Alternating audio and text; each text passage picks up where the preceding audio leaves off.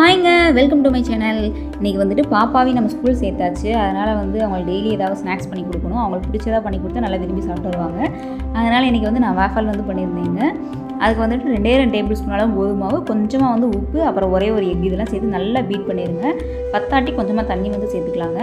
அதுக்கு வந்து நான் வேஃபல் மேக்கர் வந்து வாங்கியிருந்தேன் நான். அதில் வந்து 2 சைடு வந்து நெய்யை வந்து நல்லா க்ரீஸ் பண்ணி விட்டுக்கோங்க. நல்லா ஹீட் ஆனதுக்கப்புறமா நம்ம ரெடி பண்ணி வச்சுருக்க அந்த மிக்சரை வந்து சேர்த்து நல்லா வந்து ஒரு 2 நிமிஷம் விட்டோம்னா நல்லா அது வந்து வெந்து புஃப்னு வருங்க.